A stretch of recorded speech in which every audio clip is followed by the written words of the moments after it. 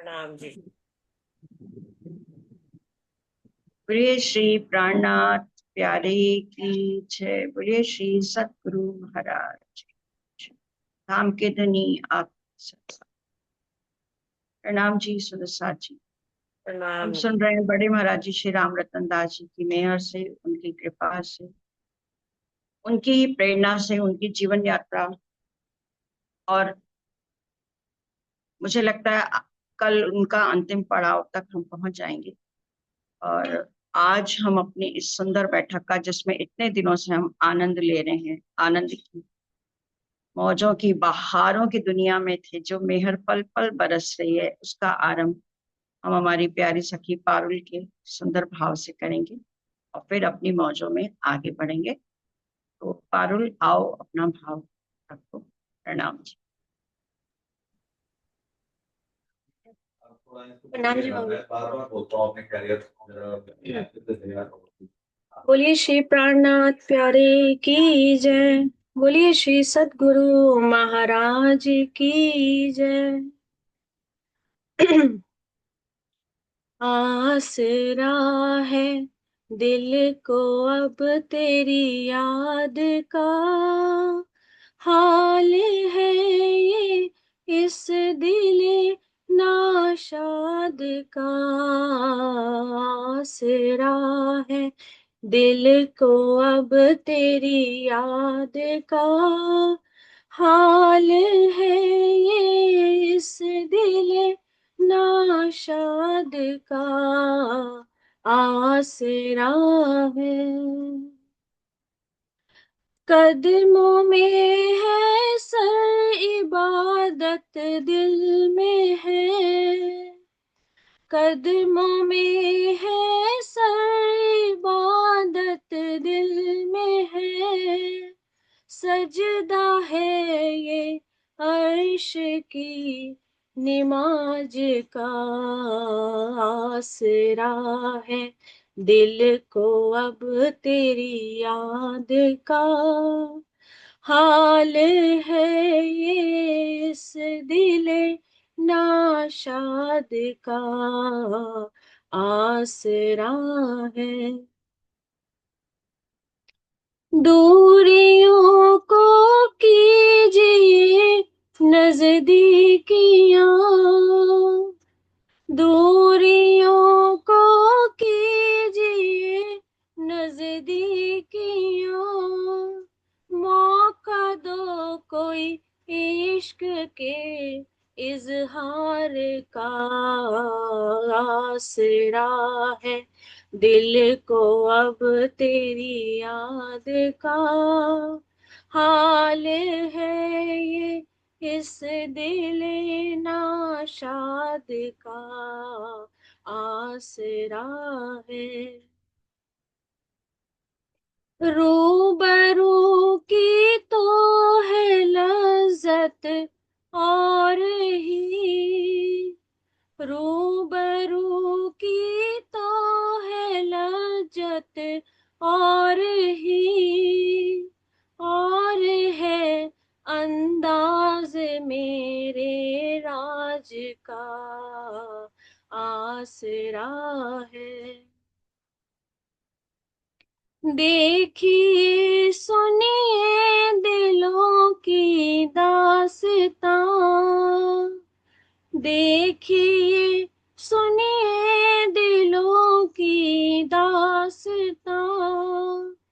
मेरा हर नगमा है एक फरियाद का। आसरा है दिल को अब तेरी याद का, हाल है ये इस दिल नाशाद का। आसरा है ओ बका के बादशाह, ओ शहनशाह, ओ बका के बादशाह, ओ शहनशाह। साथ है ये आपका, बस आप का आसरा है, दिल को अब तेरी याद का हाल है ये, इस दिल नाशाद का आसरा है, दिल को अब तेरी याद का हाल है ये, इस दिल नाशाद का आसरा है, आसरा है। बोले श्री प्राणनाथ प्यारे की जय, गुरु महाराज की जय। बहुत ही सुंदर भाव। आसरा है दिल को अब तेरी याद का। और राजी तो हर पर हमारे दिल में ही है, बस हमें अपनी बाहर के नेत्र बंद करने हैं और उनको देख लेने हैं। और वास्तव में इस दुनिया में उनके बिना कोई आसरा दे भी नहीं सकता, कोई वो सुख दे ही नहीं सकता, क्योंकि संसार ही दुख का है। यहाँ तो हर क्षण में जीवन बदलता है, हर क्षण में स्थितियां बदलती हैं, हर क्षण में अलग अलग तरह से माया आकर घेरती है। और अगर ये बका के बादशाह हमारा हाथ ना पकड़े, अगर धनी ने हमारा हाथ ना पकड़ा होता, तो हम अर्श के फकीरों का क्या हाल होता, है ना। झूठी जिमी में ये हम आए, और अगर धनी हमारा हाथ ना पकड़ते तो हमारा क्या हाल होता। तो ये अभी धनी ने हमारा हाथ पकड़ा है। हाँ जी, हाँ जी। हाँ मैं पारुल। कह रही जैसे कल बीतक सब संपूर्ण हो रही है, तो वही भाव था कि मतलब महाराज जी का उसी का आसरा और इन दिनों की याद हमेशा साथ में हाँ रहेगा। बिल्कुल, बिल्कुल। देखो, ये जो अभी तक कहना कराना सब महाराज जी का ही प्रेरणा थी, उन्हीं ने दिल में उपजाया और वही करवा रहे, इसलिए कि तुम उनकी याद में बने रहो। तो राज्य ऐसे कुछ ना कुछ मिलावे कराते रहते हैं। जैसे अभी ये समाप्त होगी तो आगे दूसरी बीतक शुरू होने को है। तब 1 महीना 1.5 महीना हम लोग कितना आनंद लेंगे। तो ऐसे धनी ने अपना हाथ हम रूहों पे रखा हुआ है। कुछ ना कुछ प्रोग्राम के जरिए, कुछ ना कुछ बीतक के जरिए, कुछ ना कुछ नहीं होगा तो अब यही लगेगा कि चलो अब ये समय एक तय हो गया तो कुछ और पढ़ लेते हैं। वो धनी खुद से उपजा देते हैं। तो उसमें ऐसे धनी ने अपनी रूहों को इस मोह सागर से पार कर रखा है। उनका हाथ पकड़ा हुआ है कस के, ताकि ये कहीं इस मोह जल में विचलित ना हो जाए। और आप देखो, जिस दिन हम राज्य की बात नहीं करते या जिस दिन हम नहीं पढ़ते, राज्य के साथ नहीं बैठते, वो दिन हमें कितना खराब लगता है। ये लगता है कि हम कौन सी दुनिया में आ गए आज, जहाँ और राज्य की मस्ती में रहते तो दुनिया का पता नहीं लगता, बाहर कितना शोर हो रहा है, कितने झगड़े हो रहे हैं, लोग क्या क्या कर रहे हैं, हम लोग के मोहल्ले में कितने क्या होते हैं। लेकिन हमारी दुनिया एक अलग चलती है, हमको टाइम ही नहीं होता, हमारे को समय कम पड़ता है। लोग कहते हैं कि हमारा समय नहीं कटता, हमें लगता है हमारे पास समय नहीं है, हमें समय कम पड़ता है। तो ये कितनी बड़ी मेहर है राज्य की कि उन्होंने ऐसे हमको अपना आसरा दे रखा है। तो बहुत बहुत शुक्रिया। बिल्कुल इन दिनों की याद तो बनी ही रहेगी। और दूसरा एक सबसे अच्छा हो गया कि इन दिन इस याद को कामाक्षी की मेहर से, उसकी कृपा दया ही कहेंगे, राज्य ने उसके अंदर दिल में बैठ के काम कराया कि उसको सेव करा दिया। तो अब आप जब मन हो कि हमें वो याद फिर से करनी है, तो हम जब चाहे यूट्यूब में जाके ज्ञान सुधा कानपुर के चैनल पे जाके हम इसको देख सकते हैं। ये कितनी बड़ी बात हो गई, नहीं तो ये था कि स्मृतियां चली जाती हैं, हम कुछ भी नहीं फिर कर पाते। तो आशीर्वाद है बहुत बहुत कामाक्षी को भी, इसने बहुत रेगुलर होकर, बहुत नियम से, बहुत उससे, क्योंकि जब राज्य अपनी बैठक कर लेते हैं ना तभी ये काम हो सकता। नहीं तो ऐसे बच्चे भी आजकल के कहाँ आध्यात्म में रुचि लेते हैं, और फिर इतना नियम अगर दे दो तो कभी नहीं। लेकिन बहुत बहुत आशीर्वाद है कामाक्षी को, बहुत सुंदर। तो अब हम चलते हैं अपनी यात्रा पर महाराज जी के संग। कल हमने देखा कि पांडव तालाब है, वहां पर पक्षियों का शिकार करने कुछ अंग्रेज ऑफिसर आते हैं और गांव वालों से उनका झगड़ा हो जाता है। जब गांव वालों से उनका झगड़ा हो जाता है तो गांव वाले उन पर बहुत, उनको मारपीट कर लेते हैं। कैसे? उनको लाठी डंडे और लातों घूसों से भी कर देते हैं, और बाद में सबको पकड़ के जेल में डाला जाता है। सब बहुत भयभीत होते हैं, लेकिन महाराज जी उनको यही समझाते हैं कि जब कोई काम किया है तो डर कैसा, और अगर किया है तो ये संघर्ष स्वरूप है, तुम इसको संघर्ष मानो, क्योंकि तुमने एक अच्छे काम के लिए लड़ाई की है। ये अलग बात है कि तुम्हारा तरीका चूंकि गलत था, तो जो तुम्हारे दिल में आया वो तुमने किया, तो अब जो वो करेंगे तो उनको भी करने दो। अब जो समय जैसा आता है उसको देखना ही पड़ता है। तो अब क्या हुआ कि सबने बड़ी खुशी खुशी, जब उनके दिल में ये भाव बढ़ आ गया कि हमने एक अच्छे काम के लिए ये चीज की है, तो हमारा ये संघर्ष हो गया, तो सभी खुशी खुशी जेल भी गए, सबने जेल का पानी पिया, खूब डंडे भी खाए और खूब उन्होंने भुगता भी।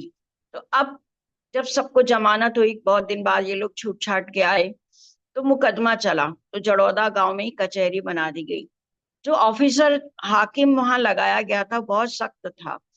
तो उसकी आंखों में इतना खौफ था कि इन लोग को देखकर लगा कि हमें तो फांसी हो जाएगी या मार ही दिया जाएगा। तो सबने डर के और पूरे मामले का सब कुछ उत्तरदायित्व महाराज जी के ऊपर डाल दिया। थोप दिया झगड़ा मेरे सर, सबने मेरा नाम लिया। झंडू तक शेरपुर वालों ने हमको तो हुक्म दिया।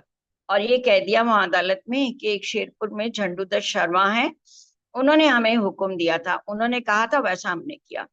कहते हैं तालाब तांडव है अपना तीर्थ स्थान, जो शिकार खेलेगा इसमें दंडित होगा वह इंसान। और महाराज जी का नाम लेके कह रहे हैं कि वो उसने कहा था कि ये हमारा जो तालाब है, ये हमारा पांडव तालाब है, तीर्थ स्थान है, और जो भी यहाँ का शिकार खेलेगा उसको दंड दिया जाएगा। चले उन्हीं के आदेशों पर, हम हैं उनके अनुयायी, केवल हुक्म बजाया हमने, रोक उन्होंने लगवाई। और पूरा कह दिया कि जो बोर्ड लगवाया है, जो लिखा है, सब कुछ रोक जो करवाई है वो उन्होंने करवाई है। जबकि गांव के लोग गए थे महाराज जी के पास ये दौड़कर और ये पूछने कि महाराज जी इसको हम कैसे रोकें, आप जो कहोगे हम करेंगे। तो महाराज जी ने इनको एक रास्ता बताया था। लेकिन देखिए दुनिया कैसे पलट जाती है, जब अपने पे कोई बुरा समय आता है तो हर व्यक्ति चाहता है कि हम बचे रहें। वो अपने सत्य से डिग जाता है, उसको अपने ईमान से वो डिग जाता है। ये भी नहीं लगा कि एक महात्मा का, एक सच्चे इंसान का हम नाम दे रहे हैं, जिसने कुछ भी नहीं किया। ना तो उन्होंने वो भाषा लिखवाई थी, और ना ही उन्होंने कुछ घुसे लात ऐसा कुछ मारने को इनको कहा था। ये जब कर करा के आ गए महाराज जी के पास, तो महाराज जी ने कहा तो फिर ठीक है, जो वो है अब भुगता जाएगा। लेकिन फिर भी इन्होंने सारा दोष महाराज जी पे डाल दिया और कह दिया कि हम तो उन्हीं के आदेशों पर चले हैं और हम उनके अनुयायी हैं, उनके फॉलोअर हैं, हम उन्हीं को मानते हैं। सुनकर ऐसे कथन सभी के मजिस्ट्रेट ने बुलवाया, एक सिपाहियों और अफसरों का जत्था हम पे आया।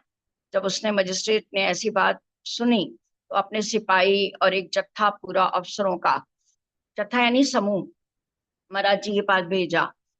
महाराज एक अफसर बोला, तुम्हें साहब ने याद किया, साथ लिया, लाओ साहब ने ऐसा हमको हुक्म दिया। और उस सिपाही और अफसर ने जाके कहा महाराज जी को कि भाई चलो, आपके नाम बुलावा आया है, आपको बड़े साहब ने बुलाया। 5 फूल लेकर सदगुरु से साथ साथ उनके पहुंचे, भरी मिली कोठी आदम से, हाकिम उनमें बैठे थे। अब वहां पर जहाँ एक कोठी, एक कमरा, जिसको मजिस्ट्रेट जहाँ बैठा था, जिसको कचहरी बनाया गया था, 5 फूल लेकर सदगुरु नाम के महाराज जी वहां पर पहुंचे। अब वो कोठी आदमियों से भरी हुई थी, यानी खचाखच वहां लोग थे, और वो हाकिम भी उनमें बैठे थे। समझ हमें सरदार नजर एक हाकिम ने हम पर डाली, कर प्रणाम हमने मेज पर रख दी फूलों की डाली। अब महाराज जी कह रही हैं ऐसी नजर से उसने, हाकिम ने मुझको देखा कि मैं जैसे करता धरता मैं ही हूँ और इन सबका सरदार हूँ। लेकिन महाराज जी ने तो अपनी शिष्टाचार को नहीं छोड़ा। पहले भी महाराज जी ने बताया कि चाहे शत्रु ही सामने क्यों ना हो, हमें अपना शिष्टाचार कभी नहीं छोड़ना चाहिए। तो महाराज जी ने उनको प्रणाम किया और फूलों की डाली उनकी मेज पर रख दी। क्रुद्ध हुआ बैठा था अवसर भेंट किए जब हमने फूल, फेंक फाक डंडे से नीचे, बोला डोंट मेक मी फूल। अब महाराज जी ने इतने भाव से उनको फूल पेश किए, लेकिन वो तो गुस्सा हुआ बैठा था ना। अब तो सारों का गुस्सा अब महाराज जी पर उतरना है। तो उसने तो पूरे डंडे से, मेज से सारे फूल फेंके और बोल दिया डोंट मेक मी फूल, यानी मुझे तुम बेवकूफ नहीं बनाओ, तुम अपनी चिकनी चुपड़ी बातों से मुझको मूर्ख मत बनाओ। सुनो पादरी साहब, आपके फूलों से हम खुश नहीं हैं, देकर हुक्म इन्हें तुमने अपने अफसर दिखाए हैं। अब कहने लगे हम तुम्हारे ये पादरी, महाराज जी को कह रहे हैं पादरी, यानी ये अंग्रेज लोग जो पुजारी या पंडित लोग होते हैं उनको पादरी बोलते हैं ना। तो इनको भी वो पादरी कह रहे हैं कि आपके इन फूलों से हम खुश नहीं हैं, और आपने तो इनको हुक्म दे दिया और हमारे अफसरों को भी हुक्म ये लोग चलाने लगे। ये सब बैठे बोल रहे हैं झगड़े के हो तुम ही मूल, नौबत ये हरगिज नहीं आती तुम ही दिलवाया तुल। अब पूरा झगड़े का दामोदार महाराज जी के कंधों पर डालते हुए वो हाकिम कह रहा है कि जितनी भीड़ बैठी है सब तुम्हारा ही नाम ले रहे हैं कि तुम ही इतने झगड़े को तूल दिया, तुम झगड़े का मूल कारण तुम ही हो और तुम्ही ने सबको उकसाया है। नौबत ये हरगिज आती नहीं यदि आप उसको तूल ना देते, यदि आप उस बात को बढ़ाते नहीं तो। तुमने ले कानून हाथ में वहां बोर्ड लगवाया है और जो जी आया लिखवा कर तुमने ही गड़वाया। अब महाराज जी को तो पता भी इन लोगों ने क्या भाषा लिखी क्या नहीं, लेकिन अब सारा चूंकि इन्हीं के ऊपर आ गई बात, तो कह रहे हैं तुमने भी जैसा जी में आया वो लिखवा कर तुमने वो बोर्ड लगवाया है। तुम्हें कैद कर देंगे हम, कह लो जा कहना है, अपने लिए सफाई में जो कुछ कहना हो पेश करो। हमारा जी को ये सुना दिया गया कि अब तुम्हें कैद हम करेंगे क्योंकि सारे झगड़े का कारण तुम ही हो, और तुम्हें अपनी अगर सफाई में कुछ कहना हो तो कहो। जो कुछ कहा हमें हाकिम ने बड़े साफ थे उसके अर्थ, लोगों ने अपने वचने को थोपा मेरे मूड अनर्थ। अब जो उस हाकिम ने बात कही, महाराज जी कह रहे सब कुछ स्पष्ट था कि सारा दोष मेरे ऊपर था और मुझे ही वो कैद करने की बात कह रहे थे, और लोगों ने झूठी बात कहकर अपनी गलती मेरे ऊपर डाल दी थी। ऐसे वो मूड यानी मूर्ख व्यक्तियों ने ऐसा अनर्थ कर डाला था। हमने भी स्वीकार लिया उपहार समझकर लोगों का। देखिए कितना विशाल हृदय महाराज जी का। महाराज जी ने एक बार भी नहीं कहा कि नहीं मैंने ऐसा इनको नहीं कहा था, या इन्होंने लिखा तो मुझे नहीं दिखाया, या इन्होंने मारपीट की मैंने वो भी नहीं कहा था। उन्होंने अपनी सफाई में एक शब्द भी नहीं कहा और पूरा पूरा दोष अपने ऊपर ले लिया और लोगों का उपहार समझकर उसको स्वीकार किया। होता है स्वादिष्ट जायका अक्सर ऐसे भोगों का। अमरा जी तो इस कर्म को भी भोगने को तैयार थे जिस जो गलती उन्होंने की ही नहीं थी उसका भी वो परिणाम भुगतने के लिए तैयार थे। महाराज जी कहते हैं ऐसे भोगों का स्वादिष्ट जायका होता है। हम बोले साहब ऐसा एब तुम जिसके होता बेदार, होगी वह सरकार आपकी अपनी नहीं है वह सरकार।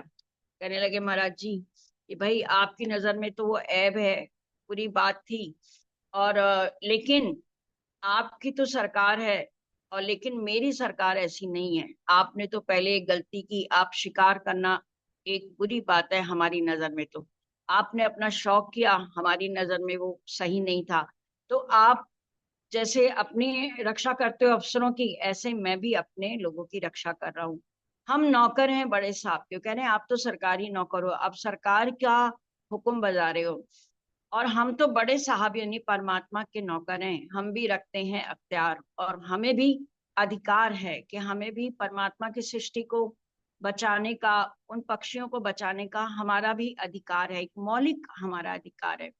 तुम अपनों की रक्षा करते हैं, हम अपनों के पहरेदार, और तुम तो केवल अपने अपने लोगों की रक्षा करते हो, और हम भी जैसे आप अपने लोगों की रक्षा करते हो तो ऐसे हम भी अपने इन लोगों के पहरेदार हैं, और अपने उस गांव के, अपने उन पक्षियों के, तालाब के, उस प्रकृति के, हम सबके पहरेदार हम हैं।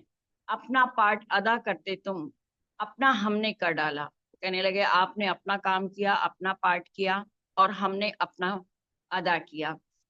ना तुमने देखा भाला कुछ, ना हमने देखा भाला। कहने जब झगड़ा हो गया तो हमें जो सही लगा वो हमने किया, आपको जो सही लगा वो आप कर रहे हैं। ना आपके लोगों ने देखा भाला, जब झगड़ा हुआ तो महाराज जी ने क्या लिखा, जैसे गूंगा बोले और टुंडवा पकड़े, और जिसमें जुबान ना हो, जिसके हाथ ना हो, और फिर वो झगड़ा होता है, ऐसे झगड़े का तो स्वाद आता है। यानी कोई किसी की बात नहीं सुन रहा था, अंधाधुंध झगड़ा हो रहा था। तो जब झगड़ा होता है तो उसमें दोनों पक्षों की गलती होती है, तो विवेक दोनों ही पक्षों का नहीं रहता है। अगर महाराज जी के लोगों ने, गांव वालों ने मारा वारा तो उन लोगों ने भी आगे पलट के मारा होगा। महाराज जी कह रहे हैं कि ना हमारे लोगों में नियंत्रण ना रहा, ना आपके लोगों ने कुछ देखा भाला।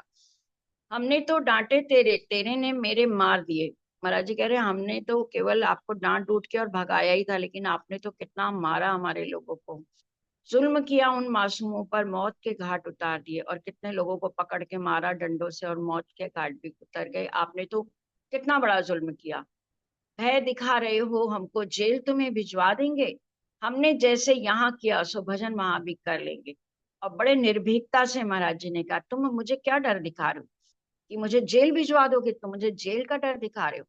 तो मैं तो जैसे यहाँ भजन करता हूँ मैं वहां भी भजन कर लूंगा, मुझे कोई चिंता नहीं है, तो मुझे जहाँ डालना हो डलवा दो। हमें रोक कर साहब बोला, हमें ना ज्यादा समझाओ। अब जब उस साहब ने देखा कि ये मेरे से डर नहीं रहा है, जहां लोग उसकी आंखों से ही डर रहे थे, महाराज जी वहां सामने सारा दोष अपने ऊपर लेकर आंख से आंख मिलाकर बात कर रहे हैं।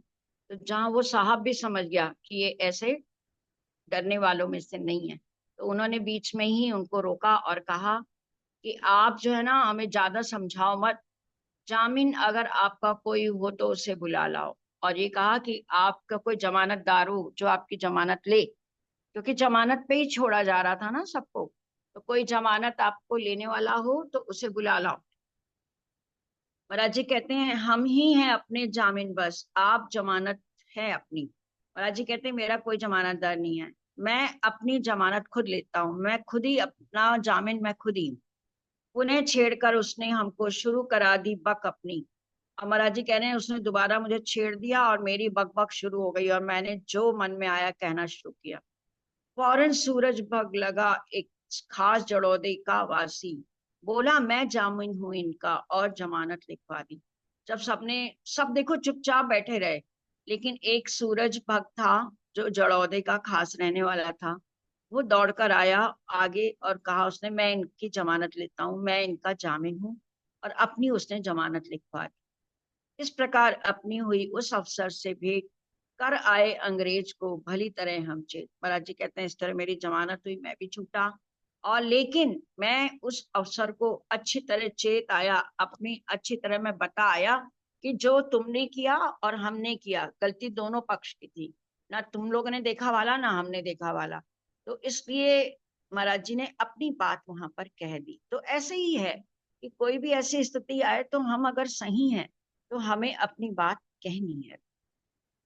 फिर क्या था, चल पड़ा मुकदमा, रही बहुत दिन खींचतान, अपनी अपनी फिक्र सभी को, बस मेरी बचवा दे जान। अब मुकदमा चलने लगा, रोज पेशी होने लगी, आज इससे पूछताछ, कल उससे, पूरा गांव ही तो था पूछताछ के लिए।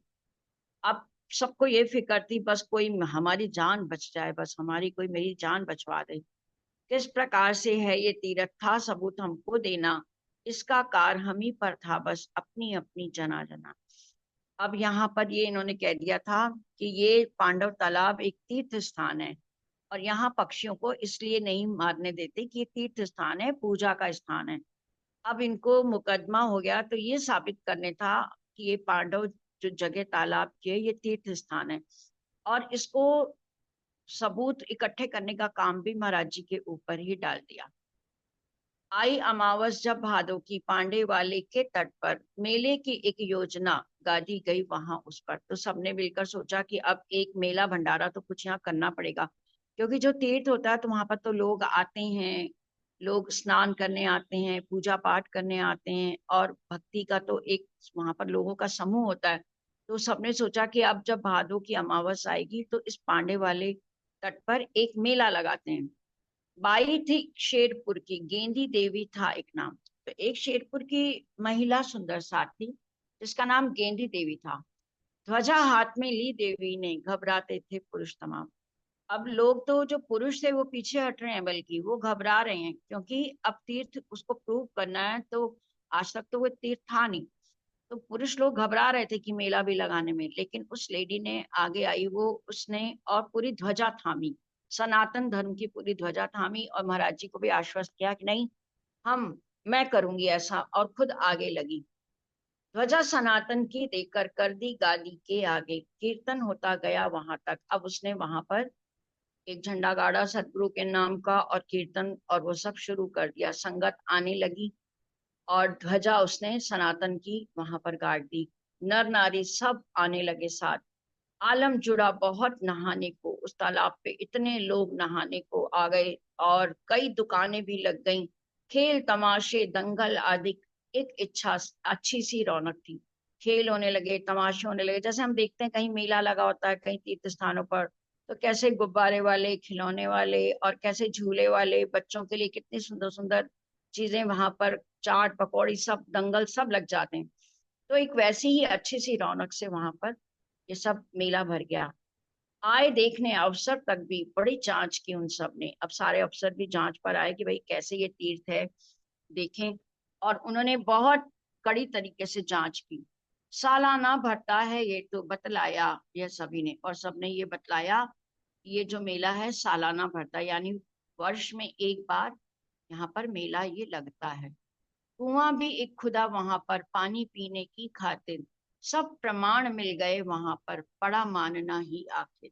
और वहां एक कुआं भी था और पीने का पानी था उसमें, तो सबने बताया अरे ये तो पूरे साल में एक बार ये मेला लगता ही लगता है, और देखो इतनी रौनक होती है, सब यहाँ पीने का पानी भी है, सब दुकानें भी हैं, और लोग कहाँ कहाँ से आए हैं। तो उनको अफसरों को ये बात माननी ही पड़ी कि ये पांडव तालाब तीर्थ स्थान है। तो देखिए सुंदर साथ जी, जब साहस से काम लिया, एक होकर एकजुट होकर सबने काम किया, एकाग्रता से बुद्धि से जब काम किया सबने एक होकर, तो सबकी जानें बचेंगी और ये स्थान तीर्थ स्थान भी हो गया। 6 6 मास सजा 12 को, अब 12 लोगों को 6 6 महीने की सजा दी। जिन्होंने भाई हाथ पैर उठाए थे, कानून हाथ में लिया था, तो उसकी सजा दी गई। साल साल भर की 2 को, और 2 व्यक्तियों को 1 1 साल की सजा सुनाई गई। 12 को 25 25, 12 लोगों को 5 5 महीने की, और 100 100 जुर्माना था 2 को, और 2 को 100 100 रुपए जुर्माना की सजा सुनाई गई। मुख्यतः राम गया जेल में, छोड़ दिए सारे हम, और महाराज जी समेत सबको छोड़ दिया गया। और मुख्यतः राम जो था वो जेल में गया। काफी दिन संघर्ष रहा, ये खत्म हुए झगड़े का दौर। काफी दिन ये खींचतान संघर्ष, ये निर्णय और ये सब चलते रहे। झगड़े का दौर आखिर में खत्म हुआ। हुक्म हमेशा के लिए हो गया, तीरथ बना पांडा तालाब। और इस प्रकार हुक्म हमेशा के लिए हो गया कि ये पांडा तालाब तीर्थ स्थान है, वो घोषित कर दिया गया। छपी प्रांत के लाइसेंसों में ग्राम जड़ौदा की ये ढाब, और पूरी ग्राम जड़ौदा की ये बात प्रांत के सभी न्यूज़पेपर्स और सब जगह ये बात फैली और छपी। झगड़े की शोहरत हुई इतनी, कमिश्नर भी सब मान गए, बड़े बड़े अफसर कमिश्नर। ये झगड़ा इतना बड़ा लेवल का झगड़ा था कि सब जगह इतना प्रचार प्रसार हो गया, सब जगह छप गया। बड़े बड़े कमिश्नर भी दूर दूर तक इस झगड़े की बात को जान गए। इसके बाद किसी ने हमसे चमत्कार की नहीं की मांग। अब ये इतनी बड़ी घटना ऐसे हुई थी कि जो पटवारी बार बार चमत्कार चमत्कार करता था ना, उसके बाद किसी ने भी महाराज जी से चमत्कार की बात नहीं की। पटवारी जी, छोटी सी बस्ती की जनता दूर दूर की जान गए, और जड़ौदा गांव कितना छोटा, छोटी सी बस्ती, लेकिन इतना बड़ा काम यहाँ पर हुआ था, और इसकी बात दूर दूर तक लोग जान गए। पटवारी जी, हम बोले देखा चमत्कार का स्वांग था तो वह मेहमान आपका घूम गया लेकिन घर घर। अब महाराज जी को जब वो पटवारी मिले, महाराज जी ने कहा देखा तुम्हारे चमत्कार ने क्या स्वांग कर दिया, आप देखना चाहते थे ना उसको, वो मेहमान तो आपका था, लेकिन हर घर में वो चमत्कार घूम गया। परिचित था क्या सभी गांव से, करी मेहर उसने सब पर, और सबके घर घर घूम गया, लेकिन फिर भी सबके ऊपर मेहर हो गई। महाराज जी क्षमा करो बस, पग पकड़े पटवारी ने। अब पटवारी महाराज जी के चरणों गिर गया, क्षमा मांगी, और कहने लगा कि मुझसे बहुत बड़ी गलती हुई, मूल्य ना आका तनिक आपका, भगवान बुद्धि हमारी ने। और ये कहा मैंने आपको आंका नहीं, मैंने अपनी बुद्धि से आपको देखा। आपके अंदर की जो महिमा है, आपकी जो अंदर गहराई है, जो बड़प्पन है, जो आपकी सामर्थ्य है, उसको मैंने नहीं देखा। और लगने लगे निकट फिर अपने भक्त अभक्त सारे। अमराज जी कह रहे हैं गांव के जितने भक्त थे अभक्त थे सारे। अभक्त का क्या होता है, भक्तों को देख देख के कुछ अभक्त भी पीछे पीछे लग जाते हैं। जैसे अपनी वाणी में भी आता है ना, 3 प्रकार के होते हैं, पुष्ट मर्यादा और प्रवाह, जो सुनने वाले। तो जो भक्त लोग होते हैं वो तो पुष्टाई से सुनने आते हैं, लेकिन जो अभक्त होते हैं जिनको श्रद्धा नहीं होती, वो भी साथ लग लेते हैं। तो अब महाराज जी के निकट सारे भक्त अभक्त गांव के सब आने लगे, बढ़ने लगे सुसंगत अपनी जुब्बे में आ आकर सब, और महाराज जी की संगति में बैठने लगे। महाराज जी के जुब्बे में, यानी जो उनका कोठरी बनी है जुब्बा, घास फूस से बना जो है, वहीं पर आकर बैठने लगे। गंगाराम किशनपुर के एक व्यक्ति लगे अपने नजदीक, सौंप दिया खुद को आते ही, मांगी आकर सेवा भक्ति। अब दो सुंदर सा आते हैं, गंगाराम और किशनपुर, दोनों महाराज जी के बहुत नजदीक आ गए और बहुत भाव वाले थे, और महाराज जी से आते ही सेवा भक्ति उन्होंने मांगी। भाव देख उनके अति निर्मल, सेवा भाव उन्हें सौंपा। अब मंदिर बन गया राज्य का वह तिनकों का छुपा। महाराज जी ने उनकी निर्मल भावनाओं को देखकर उन्हें सेवा सौंपी कि ये मंदिर बना दो इसको भी। तो सारे सुंदर साथ और वो दोनों बिल्कुल अग्रणी होकर उन्होंने वह स्थान को राज्य का मंदिर बना दिया। वो मंदिर बन गया, जो अभी तक झोपड़ी थी, चुब्बा था जो, वह अब एक पक्का मंदिर बन गया राज्य महाराज का। और वहां पर पधराया क्या गया, मुरली मुकुट बागा वाणी, केवल फोटो सदगुरु का। आज भी देखिए हम लोग जब पाठ होता है या कुछ हम पधराते हैं घरों में, तो बागा वाणी और सदगुरु की फोटो रखते हैं। तो मुझे ऐसा लगता है कि ये जितनी भी चीजें हैं महाराज जी के समय से ही या पुरातन से जैसे ही हम लोग देखते आए हैं, हमारे बुजुर्ग लोग, वैसा वैसा आगे आगे आज भी वो होता है। तो वहां पर मुरली मुकुट बागा राजी का वाणी और सदगुरु का स्वरूप ये पधराया गया। बहुत दिनों तक श्री सदगुरु का झुब्बा, और मंदिरों में भी सदगुरु का फोटो राज्य की वाणी के आगे हम लोग पधराते ही हैं। तो बहुत दिनों तक श्री सदगुरु का झुब्बा लीला भवन रहा। अब वो छोटा जो झुब्बा था वो अब जो मंदिर बन गया था, सदगुरु की लीला वहां बहुत दिन चलती रही। करते रहे शयन किनको में श्री श्री श्री आनंद तन। महाराज जी कह रहे हैं श्री श्री 108 आनंद के दाता जुगल स्वरूप राज्य महाराज को मैं शयन वहां कराता रहा, क्योंकि सदगुरु के अंदर भी पूरी पूर्ण जोश के वो स्वरूप थे, पूरा आनंद के वो स्वरूप थे। तो आनंद को देने वाले ऐसे श्री जी को मैं शयन कराता रहा। पीते रहे प्रेम रस प्याले, भक्त उन्हों के हो निर्द्वंद, और सारे सुंदर साथ उनके भक्त बिना किसी द्वंद के बहुत प्रेम से वहां प्रेम के रस के प्याले पीते रहे। परम धाम को तज रज पावन करी तिमर की जैसे आ। ऐसा लगा कि जैसे परम धाम को छोड़कर वो पवित्र धरती रंग महल खुद ही बन गई। पहले भी शेरपुर को ब्रज भूमि के नाम से महाराज जी ने संबोधित किया, अब बता रहे कि परम धाम के सारे सुख जैसे वहां से यहाँ पर उतर आई हूँ। रंग महल बन गया पूसा का झुब्बा श्री राज जी का। और ये जो झुब्बा था जहाँ राज जी महाराज को विराजमान किया था, ये अब रंग महल बन गया, यानी सब सखियां भी अब इन्हीं के संग यहीं पर रहने लगी। लीला श्री श्री श्री जी की नित्य रही बदलते नित्य माने, और नित्य नई नई लीलाएं राजी महाराज की होती रही, नित्य नई बातें वहां पर लोग महसूस करते रहे। यह वह लीला थी जो देखे केवल वही उसे जाने। ऐसी ऐसी लीला, अद्भुत लीला वहां होने लगी कि जो उनको अंतर्दृष्टि से दिखे वही उसको जान सकता है। गूंगों की भांति हो वर्णन उस छवि का हमसे होता, कल्पनाओं से अपनी अपनी स्वयं समझ लेता श्रोता। महाराज जी वहाँ छवि का वर्णन करते हैं, राजी महाराज की छवि का वर्णन।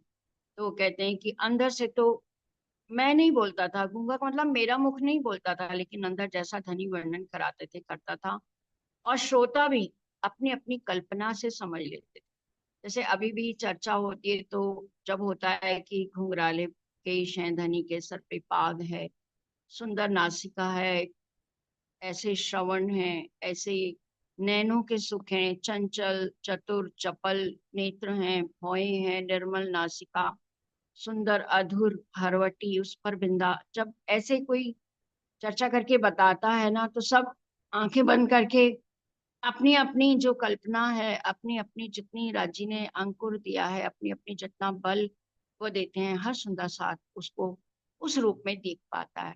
तो इसी तरह महाराज जी कह रहे हैं कि मैं जो छवि का वर्णन मुझसे होता था, हर सुंदर साथ अपनी अपनी समझ से, अपनी अपनी कल्पना से उसको समझ लेता था। वही आरती होती थी जो प्रचलित है जगदीश हरे। ओम जय जगदीश हरे जो आरती प्रचलित है, वही आरती वहां होती थी। संध्या समय ग्रामवासी सब आते, छोटे और बड़े। संध्या के समय जब संध्या आरती होती तो गांव के लोग सारे छोटे बड़े वहां आ जाते थे। गंगाराम समझने लग गया, लगने लगा इशारों पर, नजरें लगी पहुंचने उसकी कभी कभी नजारों पर। और गंगाराम बहुत वो उन इशारों को समझने लगा था राज्य को, और कभी कभी तो वो भी उन नजारों में, परम धाम के नजारों में उसकी नजर पहुंचने लगती थी। आने लगा विशंभर सिंह, एक लड़का, वही शेरपुर का। श्री राज्य की सेवा का उसको भी कुछ चाव चला। एक और सुंदर साथ विशंभर सिंह है, वो भी शेरपुर के हैं। राज्य की सेवा का शौक उनको भी लगा। विशंभर के वारू थे बचपन के दोनों साथी। अब विशंभर के एक दोस्त और थे, वारू। मित्र मित्र स्वच्छ मित्रता खेच मित्र को ले आती। जैसे विशंभर सिंह सेवा में आया तो अपने मित्र बारू को भी वहां खींच लाया, क्योंकि एक मित्र दूसरे मित्र को खींच लाता है। बंधने लगा प्रेम में बारू, खींचने लगा पतंगे की नाव। और इस तरह जो बारू था, वो भी महाराज जी के प्रेम में बंधा हुआ, डोर की तरह बंधा हुआ खींचा चला आया। शनै शनै आ लगा डोर पर, आने लगा नियम से आप। गंगाराम बड़े कामों में और विशंबर छोटों में। अब धीरे धीरे सबको सेवा मिलने लगी, सब नियम से आने लगे। गंगाराम को तो बड़ी बड़ी सेवाएं दी जाती, और विशंबर को थोड़ी छोटी दी जाती। बारू को भी दिया कुछ काम, लेकिन मोटे झोंटों में, थोड़े थोड़े कुछ कुछ काम बारू को भी दे दिए जाते थे। एक रोज सब साथी मिलकर लगे सोचने आपस में, कोठा एक बना करके पधरा दो यह सेवा उसमें। एक दिन सबके दिल में भाव आया कि एक कोठा बना ले, यानी पक्का एक और अच्छा बना ले मंदिर, और इस सेवा उसमें पधरा दी जाए। तो सब साथियों ने मिलकर कुएं से दक्षिण की ओर कोठा एक बना ही डाला, पधरा दी सेवा हर दौर। सबने मिलकर प्रयास किया, और जो कुआं था उसके दक्षिण दिशा की ओर जगह लेकर जगह पर एक कोठा बना दिया और सेवा वहां पधरा दी। रोज कीर्तन होता उसमें, रखे जाते नित्य प्रस्ताव। सब तरफ की चाह रखते आश्रम ऊंचा हो जाए। अब रोज वहां कोठे में कीर्तन सत्संग होने लगा, नित्य प्रस्ताव लगने लगे, बैठक होने लगी, और सब तरफ लोग ये चाह रखते थे कि आश्रम को और बड़ा कर दिया जाए, और ऊंचा हो जाए, क्योंकि और इतने लोग आते हैं तो सबको रहने की व्यवस्था हो जाए। दैव योग से एक रोज एक ऐसी वहां जमात आई जिसमें थे हर पंथ के संत महात्मा अनुयायी। और भाग्य से ऐसा ही होता है कि कुछ महात्मा लोग वहां आते हैं, और हर पंथ के महात्मा वहां उसमें थे सत्कार और आदर के योग्य महात्मा वे सारे। आभा और प्रभा जिसने भी देखी लगी उसे प्यारे। और वो बहुत प्यारे महात्मा थे, योग्य महात्मा थे, जिसने भी उनको देखा वो उनके चरणों में आया। सब बोले हमसे मिलकर क्या चलता नहीं यहाँ भंडार। जब हमने इनकार किया तो वह बोले कुछ मनसा मार। आते ही उन्होंने पूछा कि यहाँ पर क्या कोई भंडार वगैरह नहीं चलता, भंडारा नहीं होता। तो महाराज जी ने मना किया। तो अब वो कहने लगे महाराज जी यदि आप आज्ञा दें तो हम ये भंडारा चालू करना चाहते हैं, और लंगर ये तुम्हारा नजर रहेगा जारी। केवल आप नजर रखें, केवल आप देखते रहें, और लंगर ये आपका चलता रहेगा। तो महाराज जी उनको ये अनुमति दे देते हैं, और उस दिन से वो लंगर शुरू हुआ, जो आज दिन तक भी लगातार चलता है। आज सुंदर साथ जी इतना ही हम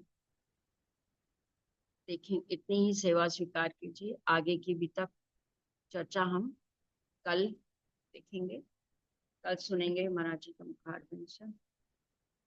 और संभवतः कल समाप्ति हो सकती है, या एक दो पेज रहेंगे तो परसों भी हो जाएगी। जो भी सुंदर सा भाव बोलना चाहते होंगे तो वो ग्रुप में लिख दीजिएगा। तो अगर तो सब बोलना चाहेंगे तो 2 दिन में कर लेंगे, और नहीं तो एक दिन में, एक दिन पूरी एक मीटिंग सबके भाव की हो जाएगी समाप्ति के रूप में, ऐसा कर लेंगे। तो जो भी सुंदर साथ बोलना चाहते हैं वो ग्रुप में अपना नाम जरूर लिखें। बोलिए श्री प्राणनाथ प्यारे श्री सत